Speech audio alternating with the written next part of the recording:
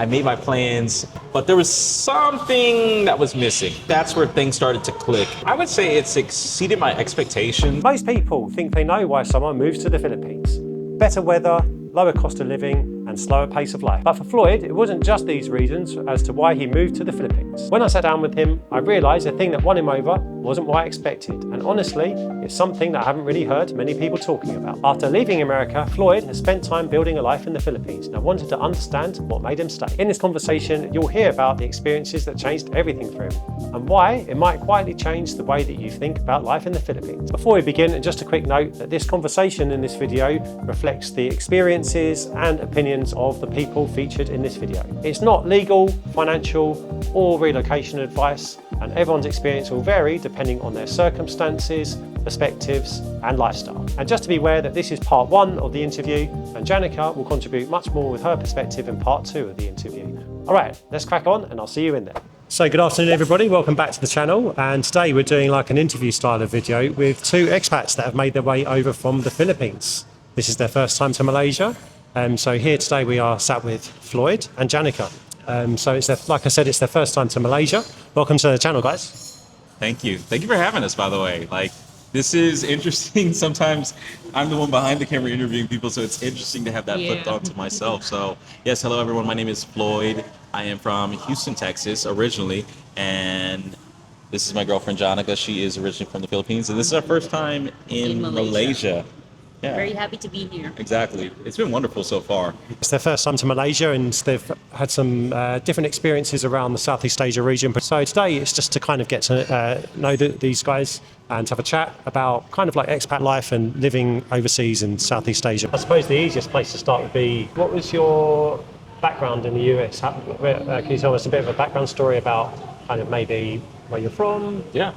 Your journey from maybe going from when you were young, going into adulthood. Why did you move out to Southeast Asia and what was the reason for picking this as a region? Yeah, of course. Great question. So starting off, I was born and raised in New Orleans, Louisiana. Oh, okay. And I grew up there all the way from, being a baby all the way up to age 12. And my first week starting off in middle school, that's when Hurricane Katrina happened. Oh, and for those of you who are watching, Hurricane Katrina was possibly the most devastating hurricane that has happened in, recent years, in the last 20 years or so. So it's very devastating to New Orleans, completely destroyed the city, changed my life, for the better though.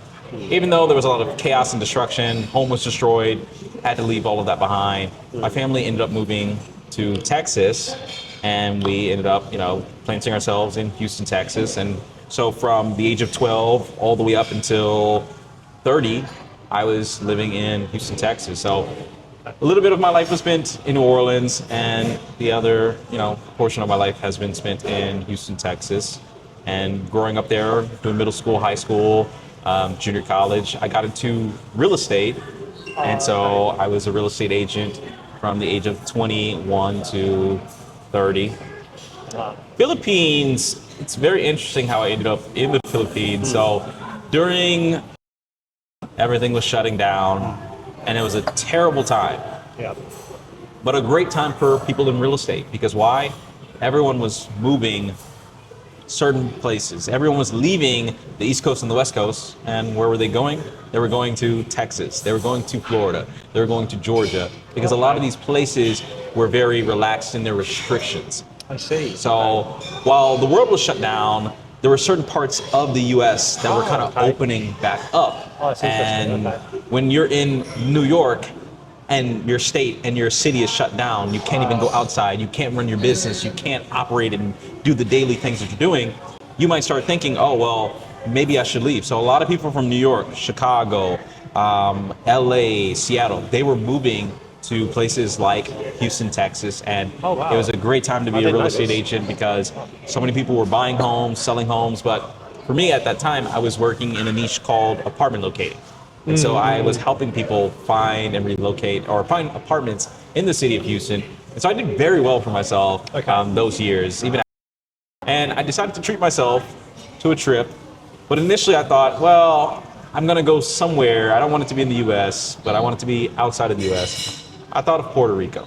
Now, people are going to laugh. I know Puerto Rico is U.S. territory, but it was far enough to say that I went somewhere, but close enough and familiar. But Puerto Rico ended up having a nasty earthquake and a nasty hurricane that same year. There's a very famous photo of Donald Trump throwing tissue paper into the crowd. That was that year. So I started asking some of my friends, like, hey, what recommendations do you have for places I can visit? Someone said South Africa. I knew nothing of South Africa.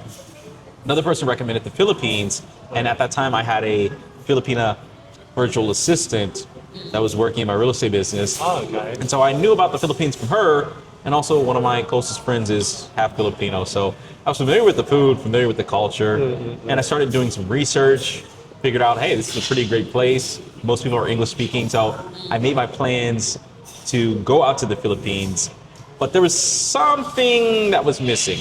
And at that time, I had gotten out of a pretty nasty relationship.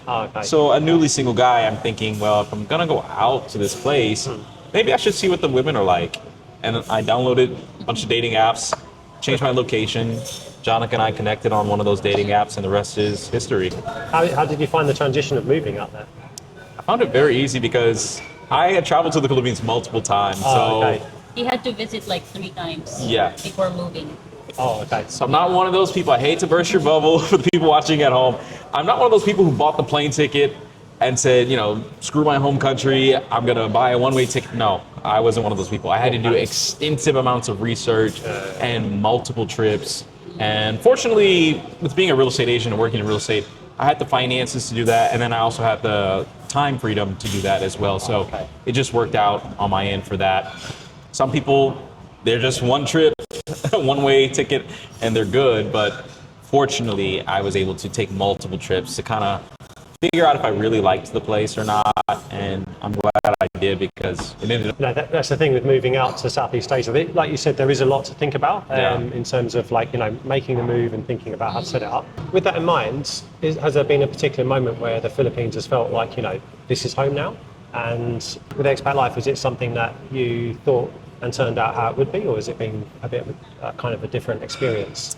So I would say it's exceeded my expectations, and it took me, of course, multiple trips to figure out if I could actually live overseas. The first trip, I thought, great place, I can travel to, but I didn't know if I could really live here. The second trip, I thought, okay, this is nice, maybe I could live here. By the third trip, we were condo hunting or condo shopping. And so I would say between the second and third trip, that's where things started to click. And I realized, oh, I could live here because, you know, the rent that I'm paying in the United States, that would be my whole monthly cost of living in the Philippines. And I'm like, okay, cool. I can either keep paying $1,600 rent for, you know, a 1-bedroom apartment. As a single guy. As a single guy. Or I can come out here, our relationship would grow because we'll be together. You know, we can live in a condo. We can, you know, I can afford to do a lot of different things. If I want to eat out, we could eat out. If I want to, you know, do date night, we could do date night. I mean, the US has gotten really expensive, even in some of the most affordable areas. Same in the UK. And, you know, I love Houston. It's a fantastic city. But when I would do the number crunching and I would think, okay, how much would it cost me to take my girlfriend out? How much would it cost me to do this? How much would it cost me to do that? The numbers were ridiculous. I mean, just alone in Houston, you're out $200 USD, and that's before you even enter some venues, like just for parking, because you have to drive everywhere. It's not a walkable place. It's more car heavy or car focused, so you got to pay for parking. You know, have to tip. Tipping culture is ridiculous in America. I don't know if it's the same in the UK. So when I just compared the cost of living in Houston to the cost of living in the Philippines, it was easy to make that choice and transition just because you just get more bang for your buck. And you'd say that's like made a significant difference with your lifestyle living in this region? I would say so. Yeah. We're able to do so much more. Like, for example, if we want to take a vacation, we could take a vacation every 2 weeks, especially in the Philippines. It's a pretty big place, so we don't even have to leave the Philippines. We can just go to a different part of the Philippines and different island, and we're in a whole new environment, doing island hopping on the beach, doing different activities. So I like that aspect as well. Like, it's affordable. I don't like using the word cheap. Yeah. I know cheap kind of carries a negative connotation, so It can do, yeah. yeah, I try to avoid that word, but I would say Philippines is very affordable, especially with a Western salary. Yeah, yeah, definitely. And, you know, that's the benefit of this region, right? Because there are so many interesting places to explore and it's so accessible and affordable. They may take a trip once a month or once every couple of months, right? Whether it's domestically in the country that you live in or if it's further afield in the Southeast Asia region. So that's kind of like a real perk of the lifestyle aspect of living out here. If you and it makes your money stretch a lot further, right? And then something else I need to mention, not just the cost of living, but I would say in terms of safety, I feel a lot safer in Southeast Asia in general, not just the Philippines, just Southeast Asia. We went to Bali, felt safe. I feel safe out here. In the US, we have a big issue with firearms and there's, a lot of issues that go along with that. I haven't experienced that in Southeast Asia at all. A lot of my family members were very concerned with me traveling to the Philippines and, moving to the Philippines. And I had to tell them, I'm like, guys, it's really safe. Like, I've never had any issues. In fact, there was a time, I think it was my second trip or third trip, where we were leaving someplace and we had like about a 15-minute walk to our Airbnb, and it's 3 o'clock in the morning. Now in the US, especially in Houston, you cannot pay me to walk 3 o'clock in the morning, 15 minutes to my place. No, I got to take a Grab, I got to take an Uber, I have to, get in a car. But we walked home and I didn't feel like I was in danger. I didn't feel like I had to look over my shoulder or anything like that. There's a lot of security guards basically everywhere in the Philippines. I think it's the same way in a lot of Southeast Asian countries. So I felt relatively safe. And that's also an aspect that I really like. It's not just the cost of living, it's safety, it's culture. People are generally friendlier out in the Philippines and in most Southeast Asian countries. So I don't have to worry about, people being upset because I share some type of view that's different than their view. Or, I have some type of belief that's different than their belief. People are generally more accepting, more welcoming, and you don't get that back in the States. Like, I'm 32, I've seen how the United States has changed over the years. I can remember a time period where it was way different, where people were accepting, but now it's very divisive. It's very tense. People, especially when I went back to visit the States, I felt very uncomfortable there. It felt very foreign to me. Yeah, in terms of like the safety aspects as well. You can relax when you're walking around all these different places. I mean, the country that I spent the most time in so far, I mean, I'm still fairly new to Malaysia, is in Bangkok. And that's a very vibrant, dynamic place. It's a place that you can kind of just, just go about your day to day. People are too busy. They're just like cracking on with what they need to do. Right. And, but at the same time, there's that sense of like community feeling. With people moving on from their home countries, what do you think the kind of key reasons are as to why people are moving and exploring maybe other parts of the world, such as like the Philippines or Malaysia? And then kind of in that same breath, is there anything that you think kind of maybe gets like romanticized about expat life and moving to these parts of the world? So I think the thing that really gets romanticized is that insert whatever place you want to say, let's just say Malaysia or Thailand or Vietnam, Philippines, whatever. People will always say like, oh, this place is like living in paradise. And people are sold on this dream that it's gonna be like all the Instagram highlights, all of this, oh, life is perfect. And people fail to realize that no matter where you live, you're gonna have obstacles, you're gonna have challenges, because that's real life. Of course, yeah.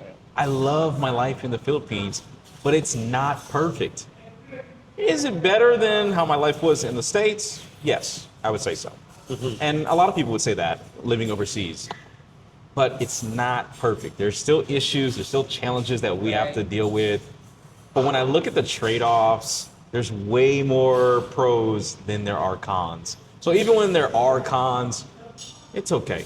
Because every day I wake up, guess what? I'm waking up in the Philippines and not in the United States. Yeah, okay. But in terms of, geez, what was the first part of the question? Foreigners move to Oh, thank you, babe. Southeast Asia. Like Southeast Asia. Thank you. Yeah. I would say a big reason, cost of living. I think that's a driving factor for a lot of people, cost of living. It doesn't matter which country it is. Usually when we ask people, when we meet with people, they usually say cost of living. It's getting more expensive in Australia. It's getting more expensive in the UK, more expensive in most of Europe and the United States and Canada. And people just aren't getting their money's worth, especially when you have to deal with rising cost of living, Yes. A job market that's, not improving in most Western areas.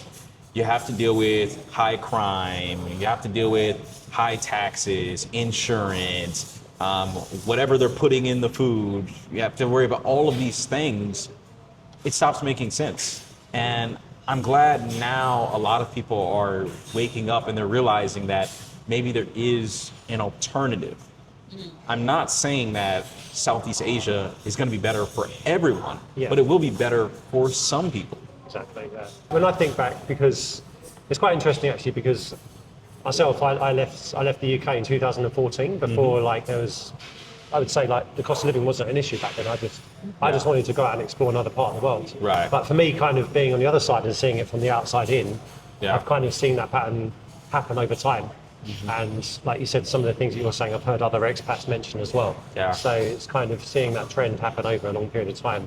And I think it's interesting, like you said, about the idea about not just Southeast Asia, but there's also like other parts of the world as well. There's a lot of options out there now. So I think that's the thing, people are like interested in moving to other places and seeing what's out there, right? Yeah. And that like the trend over recent years has been the cost of living, definitely, right? Oh yeah, definitely. I mean, we've met with so many different expats, and they're at retirement age, but they literally cannot afford to retire in America. Wow, yeah. And so when they look at their cost of living and they think, oh, I could either stay in America and spend, let's just say, $5,000, $6,000, $7,000 a month to sustain myself, or I can come out to Southeast Asia and live on $2K or $3K, even $4K, and live a pretty good life. I mean, obviously, depending upon a person's budget and finances, those numbers can vary, but you can live a pretty comfortable life on at least $1,500 to $2K.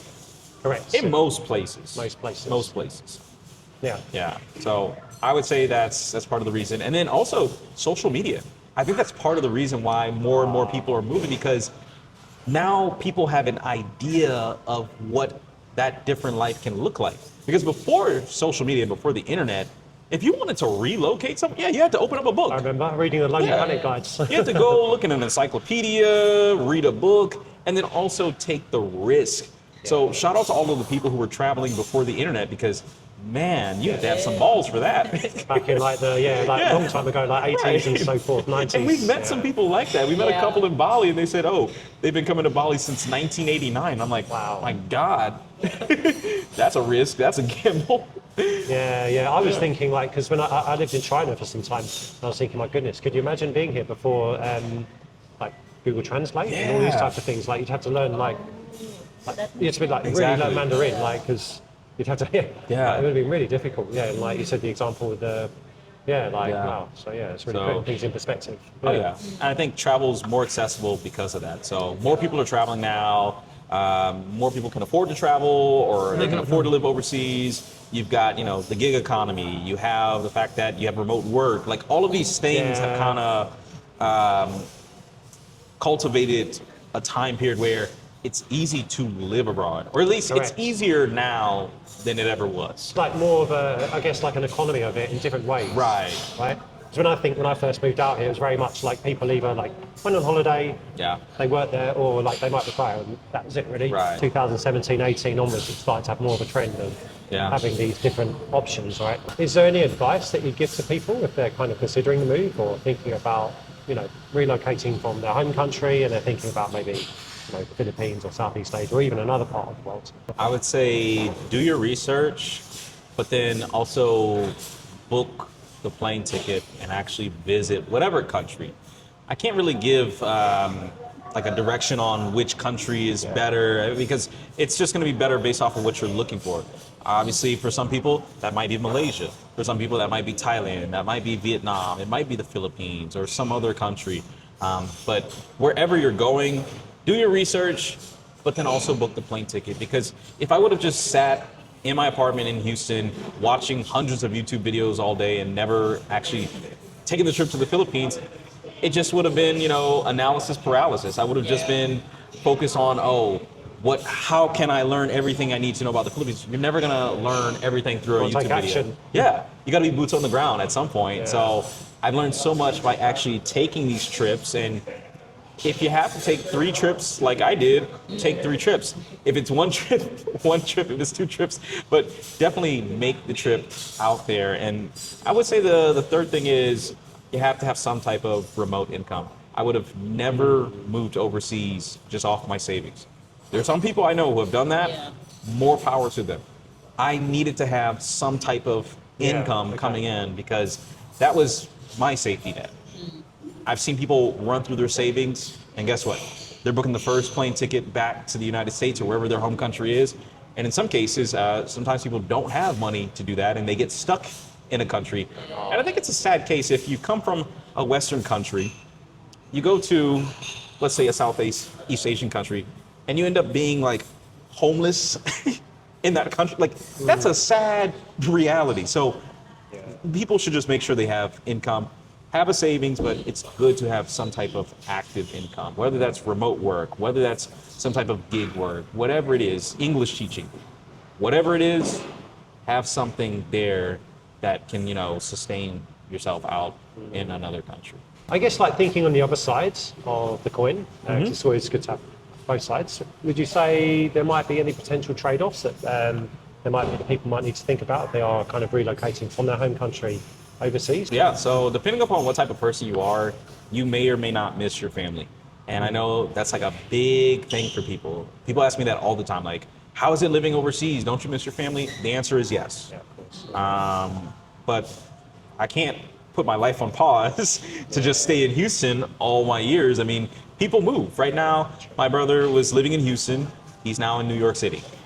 And even though he can take a plane ride back to Houston anytime he wants, he hasn't done so. Yeah. Because he's building his life in New York. So sometimes these ideas that people have that hold them back from doing something, I think they should just think about it in a different way, because no matter where you move, even in the United States, you would be away from your family. There's not that many people I know who literally live in the same area as their family. Most people just move. So there's that. You could say weather, but you would have to adjust for weather anywhere and everywhere. I'm just trying to run through all of the objections that people have for making the move. It's usually family. It's usually disastrous weather. So people always say like, oh, Philippines is in the ring of fire. You get typhoons and earthquakes. You get disastrous weather everywhere. I mean, in Texas, there's hurricanes, which are essentially typhoons. The people I know from California, they have earthquakes. The people up north, there's blizzards. So that's not really an objection for me, but I know for a lot of people, that's the thing that's holding them back. That's the thing that they would need to consider, but it's just another objection that's stopping them from taking action.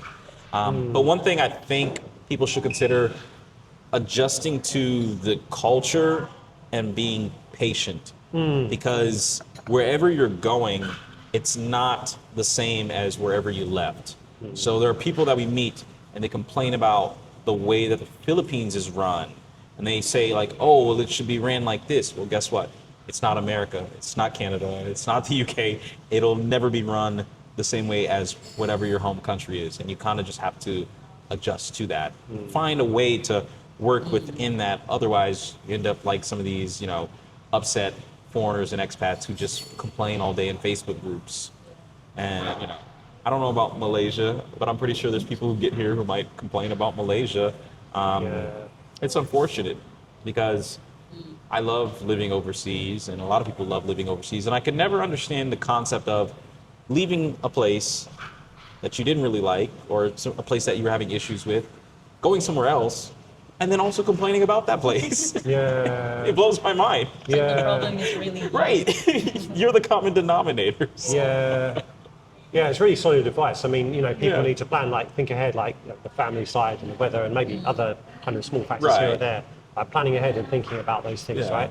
And then, I think with that idea about coming to a foreign culture, trying to integrate into society as much as you can, and kind of I guess I always thought when I'm overseas is like do as the locals do, right? And trying to adjust to like, Yeah. you know, the cultures, the way that people live their life, right? I mean, yeah, it's still good to have like, you know, your expat network, so to speak, because, you know, birds of a feather flock together, and, you know, you are going to have like at least a small contingent of friends from other countries around the world. But at the same time, it's really nice, in my experience anyway, to kind of, yeah, meet local people, maybe learn the language a little bit as well, right? And kind of experience the food, the culture, even like the festivals. You know, because in Malaysia it's such a multicultural here, and there's so many interesting cultures and events to go and experience. So many holidays here. Oh yeah, of course, yeah. That's another perk, I guess, right? You could say. Yeah. One other thing to mention that I forgot to throw out there.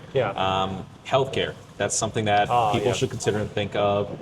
And there's different ways to go about it. It depends on your age, how healthy you are in whatever country that you're in, and your plans for how to address that. So for some people, a lot of people ask me, oh, well, what insurance are you using? I don't have any. I save my money though for a rainy day, just in case I have an issue. And that is something to consider, because there's some countries where the medical system is good. There's some countries where the medical system is not so great. So no matter what area you're moving to in the world, that is something to consider. Like, for example, in the Philippines, part of the reason why I live in Metro Manila is because we have a better healthcare system. We have better hospitals there. Versus if I were to move into a rural part or the provincial areas, the hospitals aren't that great. So if I have any issues, I either have to fly to the US or, get to Manila as quickly as I can. So that's definitely something to consider. What I've taken away from this conversation, my friend, is that moving to another country is really about trying to find the perfect place. It's about finding a place that fits the life that you want to build. And sometimes the reasons that matter most aren't really the ones that people talk about online. They're the small, everyday experiences that quietly change how your life feels over time. Two people can move to the same place but come away with completely different experiences. Because ultimately, my friend, it's not just about the country, but it's about whether it fits the type of life that you're looking for. And maybe the real question isn't which country is best, but actually which country is the best fit for you. And so I'm curious, if you were making this decision yourself, what would matter the most? And do you think it's the country that changes your life, or the type of life that you create once you're there? And by the way, if you're interested, YouTube will think that this is a good next video to watch. My name is Mr. Henners, and I'll see you in the next one.